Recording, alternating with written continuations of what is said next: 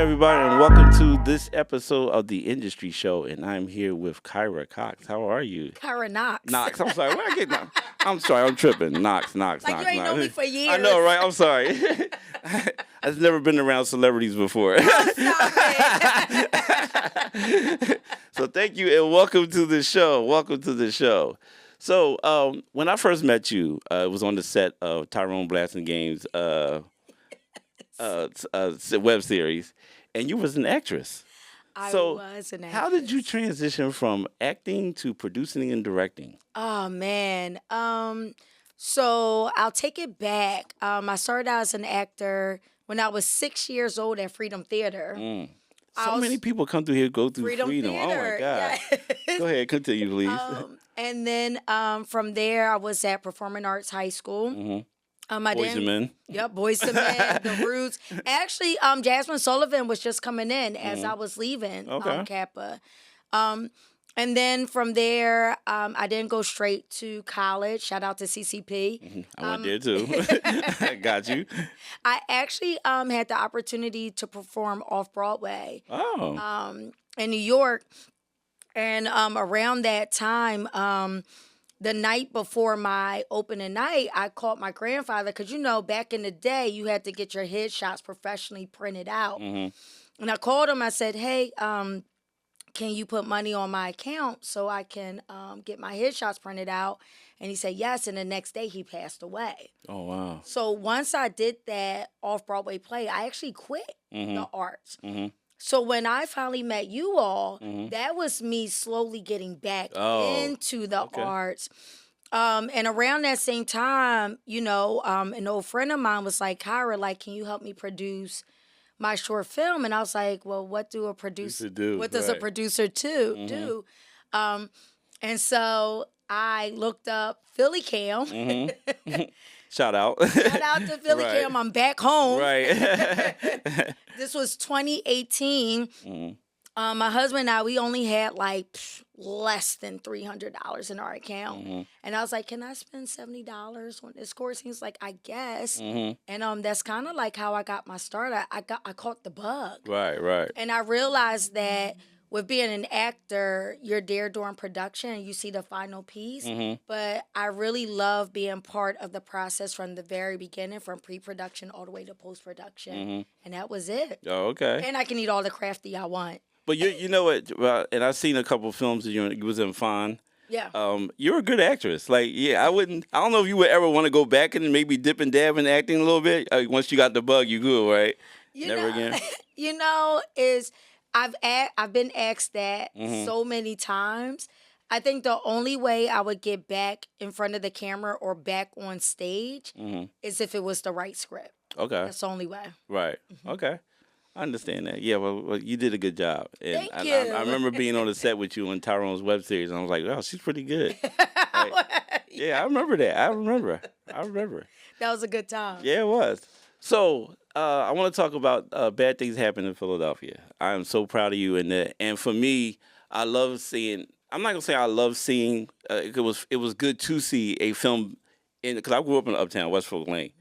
Simon's Playground. I seen the shot of that. I'm like, that's home for me. You talk about coming home here. That was home for me, West Oak Lane. To see, so I want to play the clip, the trailer for the film, for the few people out here that haven't seen it, and just to show some light on it. And then we're going to talk about it, okay? Okay. So, Anthony, if you mind, show that clip, and we'll come right back.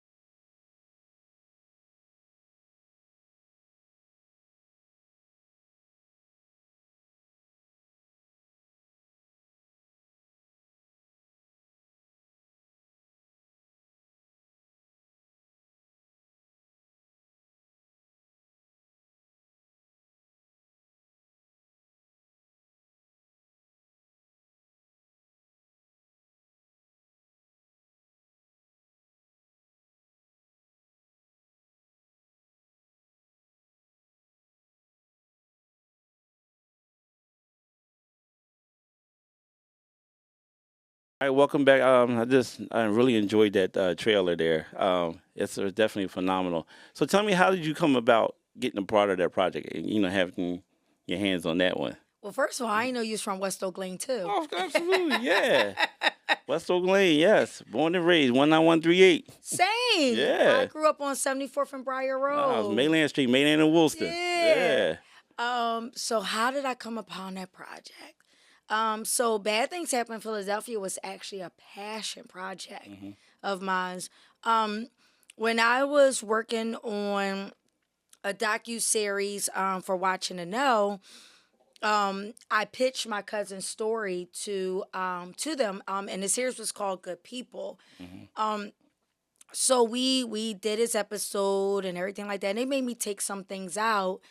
And I said to myself, one day when I can, I'm going to tell the story the way I want to take it. Because, when you have a client, you have to do what the client wants. It's going on their platform. But I had imposter syndrome, right? And I had access to all of this camera equipment at my production job, and I didn't do it. Right. Someone tell me, I'm not ready. Because, again, remember, I had just quit my job to follow my dreams at the end of 2018, my corporate job. And so what happens next? COVID. The world shuts down, right? So many COVID stories. Exactly. So I said, you know what? I reached out to my friends in the industry that I worked with professionally, and I said, hey, I want to do this short film about my cousin Gary's story. So I was like, but I don't have no money. And then they said, come on, let's do it. Like, because we all just want to be creative. We were all locked up, locked up in our homes. Right. And the world was slowly starting to open up. And so we started filming. And then after a few days, I said, man, I feel like we have something special here. I'm going to make my first feature. Okay. And that's how it started. So I want to give you the opportunity to explain something that I never really went through on here before on the show. Was what is it like directing a documentary? Because it's different than a film. So I want the audience to understand, and for me too, because I'm learning today too. Is what is that process like? How do you break things down? And I know I'm catching you here, but filming a documentary and being a director is that you have to lean into the chaos. I always tell people that the beauty of documentary filmmaking is that you never know where the story is going to go. Okay. So case in point, with Bad Things Happen in Philadelphia, we thought that we were just going to talk about my cousin's program. During that time, my cousin ended up losing 2 more friends to gun violence.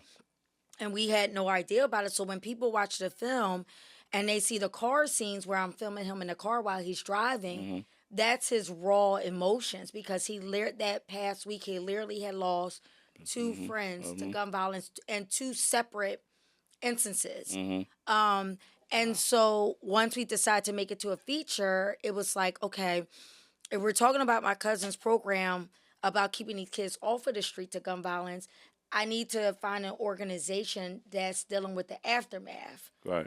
People that lost their kids or family to gun violence, and that's how I met Mothers in Charge. So that's why I always say, like, yes, when you go into documentary filmmaking, yes, you have the story that you know that you want to capture, but you also have to be open and flexible for what else might come out. Right. Okay. So is there a script involved at all? It's not like a written out script, but it's more of like you talking to the participants in the documentary and asking them about their story. And then you're like, okay, this is what I want to happen in Act 1, Act 2, Act 3. But again, you have to be open, because 9 times out of 10, that story is absolutely going to change. Okay. Because you're capturing people's real lives. It's not a script. Right. So in listening to people as you're interviewing them for the documentary, are they popping ideas into your head of maybe where I can shoot something else? Like, even if it's B-roll footage or... Yeah, it's like, I'll give an example. Khalil, one of Gary's kids, and I keep calling them kids, but they're more like young adults. Right. But his mother is an immigrant. And I wanted to make sure that I showed different types of mothers. So that way every mother has someone that they can relate to. Got you. And we didn't know once it was time to start filming her story that actually she was going through gentrification in Germantown. Oh, wow. Where she had this braiding hair salon for years, since Khalil was like a little goober. And mind you, Khalil is now, I believe, like 23. And so the landlord kept raising the rent to the point that she had to choose between, keeping her hair salon or going back to braiding hair in her home. And so once it came time to like film her, we actually filmed her on the last day of closing down her hair salon, and we did her interview that day. And that was a decision that I made, because originally we were going to film her in her home, but I said no. If this is the last day of you and your hair let's salon, capture that. Yeah, can we capture that? And she said yes. Oh wow, that's amazing. Yeah, it's amazing. So I never understood the process for directing a doc. I would love to do one day, but I never had the chance to sit down and actually talk to someone who had actually done this. So is it? Do you think it's more challenging to do a documentary than just a film? Because films are more scripted out. So what do you think it's? For me, it's more challenging to do narrative than documentary. And I think it's because I got my start in documentary. Got you, right.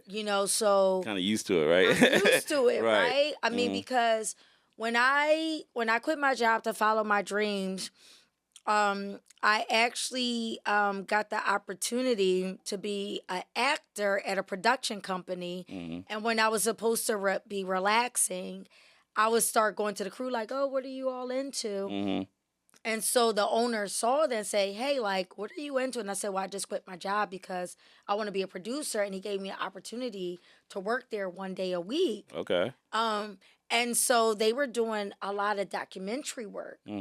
And so they were like, Kyra, can you cast for these docuseries? What does a casting director do? Right. I had no idea. So I started finding these interesting stories online.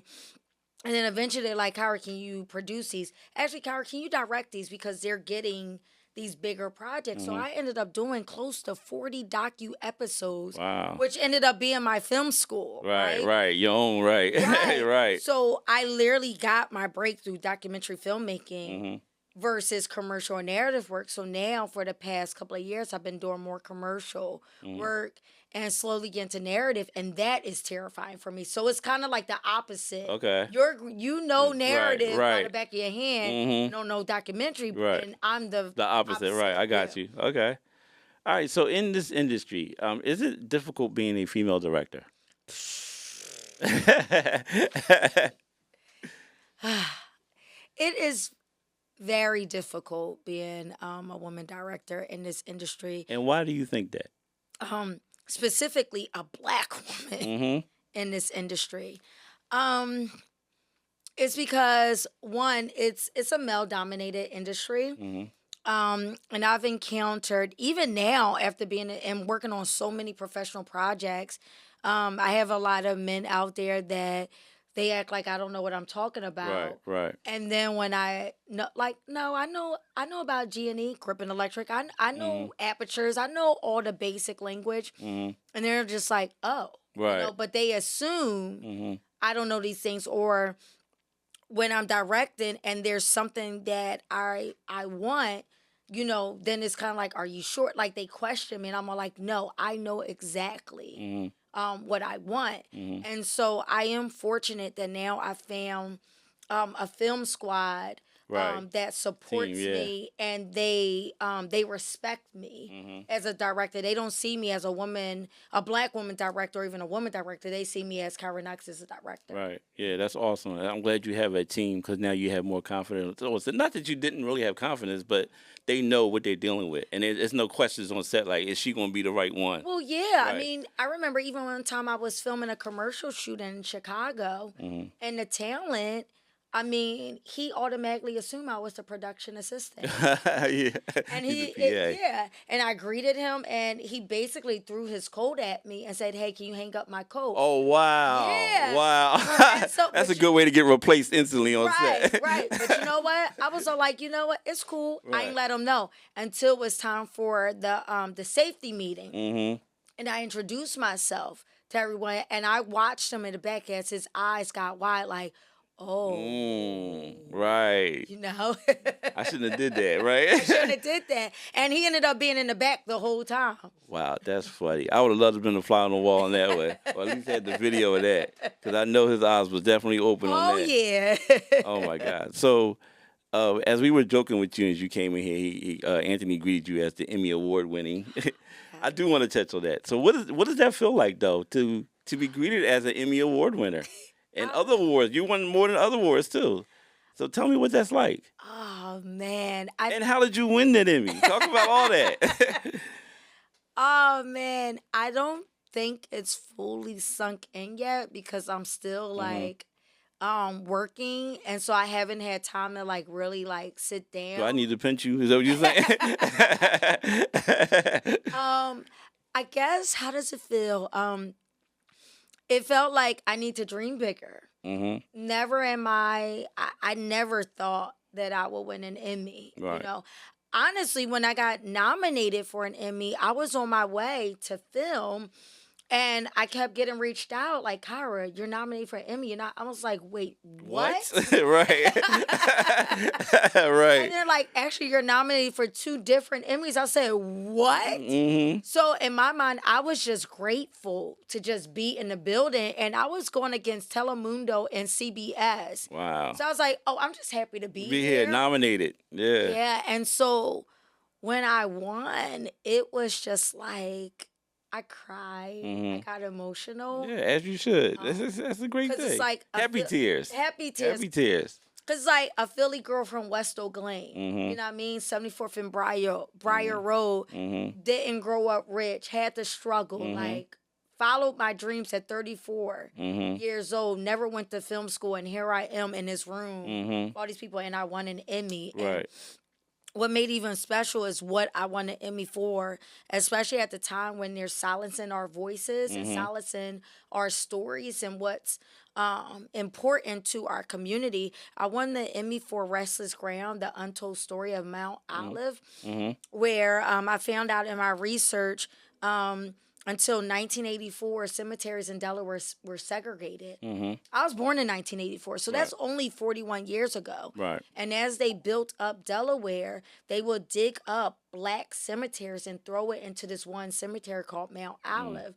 So when I walked into that cemetery, the ground was all sunken in. You know, tombstones were faced different types of way. And I cried because I was like, wow, this is how they're treating my ancestors. Right. And now they're using that same documentary to raise money to restore Mount Olive back to its glory. Oh wow! So that's what I won the Emmy for. That's congratulations first of all. Thank you. And stories like that are really not told. No. You know, they're pushed aside or under the rug or on some small old network or something. Well, yeah. I mean, it's kind of like Bad Things Happen in Philadelphia. I mean, Allen Iverson ended up being my executive producer for that. And that's a story about gun violence.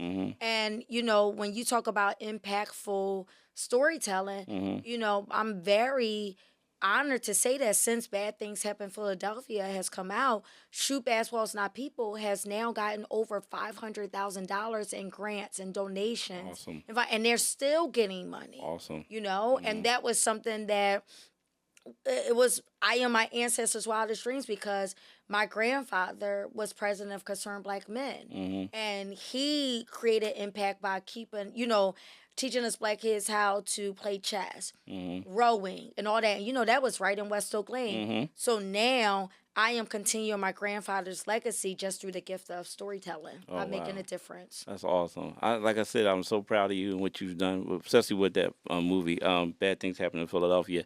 I remember when you premiered it here in the city, I wasn't able to get there to the premiere because of work, but when it hit Prime and it hit like Soul, Fox Soul, and all that, I was tuned in. I bought it. I paid for it on Prime. Hey, thank you for the support. Absolutely, I wanted to see it because there was a lot of buzz about it. You know, I said I gotta support you not only because I know you. I wanted to support. I thought it was gonna be a great project, and it was in West Oak Lane too. Like, I gotta support that. So yeah, I'm so proud of you in that. So where do you see yourself in this industry in about 5 years? Do you have a plan, 5-year plan? That's a good question. That's what I do here. Where do I see myself in 5 years? In the industry, yeah. In the industry. I see myself making another feature. I see myself giving back to my film community, which I've already been doing so. Shout out to Jalen and Tori, my little mentees. Something that I have been doing is that I take these young black and brown kids that want to be filmmakers. I bring them underneath me, and I teach them. You know, on set and stuff like that. On set, awesome. I mean, Jalen, he graduated from Temple like 2 years, and he's already being hired as a DP, and he's only 22, 23 years old. Tori just won in the Micho Film Festival. That's another one of my mentees. So I definitely see myself continuing that. A lot of people say I need to build a nonprofit because of what I've been doing with these kids. So maybe that might be happening. And then I know, as cliche as it might sound, continue making a difference with my filmmaking because I want to continue making my pop proud of me. Absolutely. I love that. It's beautiful.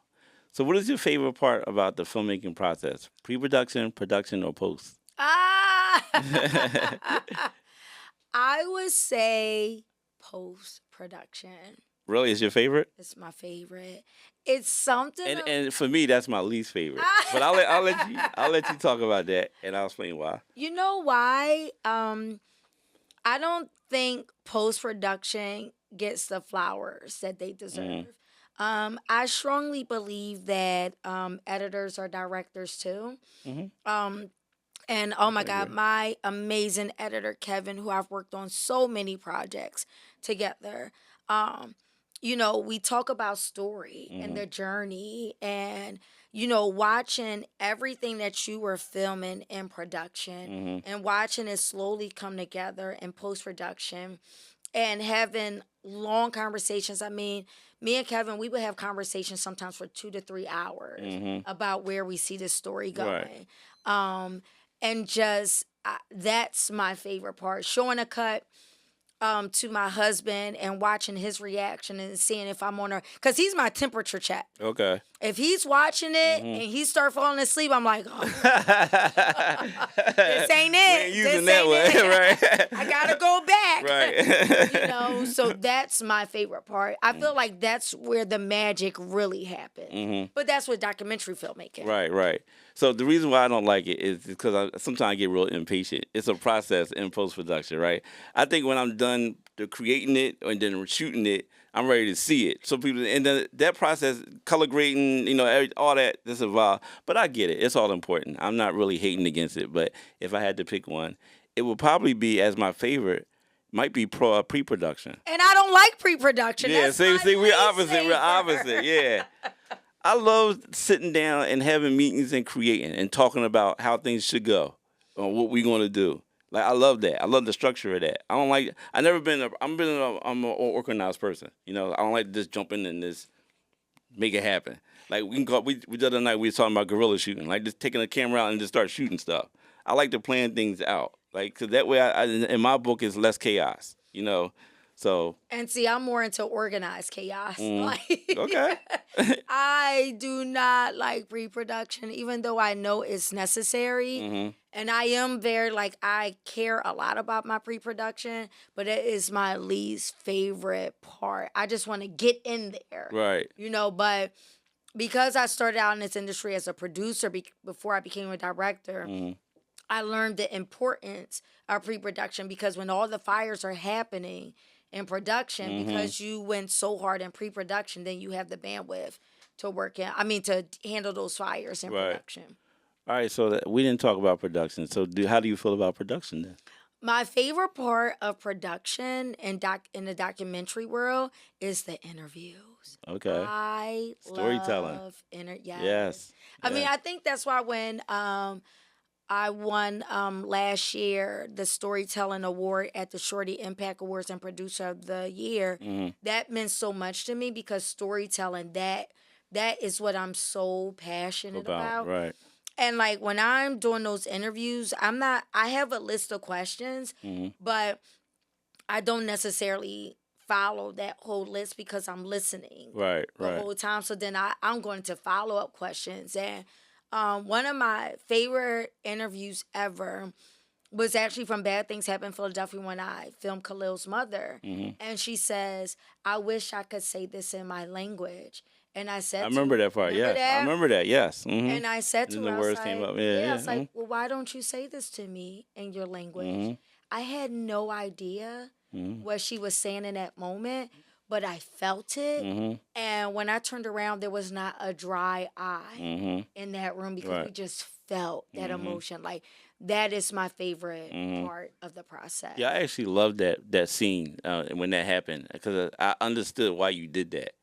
You know, because we think alike. So, no, I understood that. And it was very important and necessary, and it worked out perfectly in the film. It really did. It did. And it's also giving respect to immigrants. Like to their language and all that, yeah. Exactly. And it was very hard to find a translator for that. Because I was like, oh, I can just go to Right. I can just go to Rev and get it. No. She spoke Mandinka, and then it was a certain region, and I literally found the translator through Fiverr, and it was only 2 people that could translate it, and one person said no because it was not from the same region they were from. Okay. And so I finally found that one person, and for 2.5 minutes, it cost me over $300. Yes. What? Yes. And so I told Kevin, my editor. Oh, my gosh. Right. I was like, we're going to use as much of this as we can. And then I was still nervous because I'm all like, what if this was not the right translation? Right. So when I saw her at the premiere, I was like, is that what you said? Please tell me that's what you said. I said, because I was having nightmares as night. Right. And she started laughing. She said, no, Kyra. You got it. That's really what I said. She confirmed it. Yes. And then everybody's like, well, why didn't you ask her son to translate it? And what people don't realize is that, yes, Khalil could have translated it, but we needed someone in the profession because how is me and my editor, how we're going to know where to cut it? Right. You know, we're not going to know. So we needed those subtitles so that way we know exactly where to cut. Thank you so much for being here today. Thank you for having me. I enjoyed the time, the conversations. You've seen me grow, James. I know I have, and I'm proud of it. I'm shedding tears behind the screen, trust me. And I'm applauding you, standing ovations only. Thank you. So, and like I said, the next 5 years is going to be even bigger. Yeah. For you. So get ready, strap in, and let's go. I am. And again, thank you again to my amazing husband, Jay, because if he was not behind me. Having that support system. Absolutely, Jay. Then, yeah. So thank you, Jay.